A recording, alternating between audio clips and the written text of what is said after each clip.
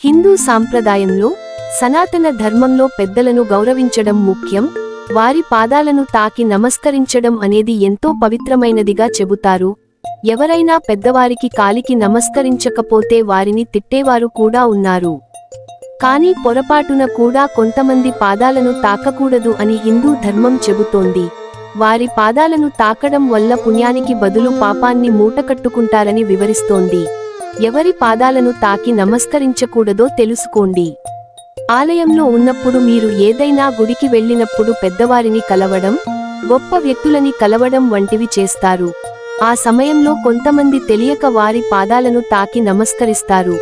ఆలయంలో ఉన్నప్పుడు ఎవరి పాదాలను తాకి నమస్కారం చేయకూడదు. ఒక మతపరమైన ప్రదేశంలో దేవుడు మాత్రమే ఉత్తముడు. అతడిని మించిన వారు లేరు.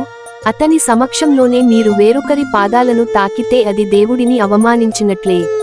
మావయ్య పాదాలను పౌరాణిక నమ్మకాలు చెబుతున్న ప్రకారం ఒక వ్యక్తి తనకు మేనమామ వరస అయ్యే వారి పాదాలను తాకకూడదు. శ్రీకృష్ణుడు తన మేనమామ అయిన కంసుడిని చంపాడు. అప్పటినుంచి ఈ సాంప్రదాయం కొనసాగుతోంది. కాబట్టి మీకు మేనమామ ఉంటే వారి పాదాలను తాకి నమస్కరించడం పూర్తిగా మానేయండి. కన్యను తాకనివ్వకండి. శాస్త్రాల ప్రకారం కన్యగా ఉన్న అమ్మాయి దేవతా స్వరూపంతో సమానం. అలాంటి కన్యగా ఉన్న అమ్మాయిని మీ పాదాలను తాకి నమస్కారం చేయకుండా అడ్డుకోండి. కొంతమంది అమ్మాయిలు తెలియక తమకన్నా పెద్దవారికి నమస్కారం చేస్తారు. ఆమె కన్య అయితే మీకు నమస్కారం చేయకూడదు. ఆమె చేత మీ పాదాలను తాకనివ్వకూడదు. ఇలా చేయడం ద్వారా మీరు పాపం మూట కట్టుకున్న వారు అవుతారు.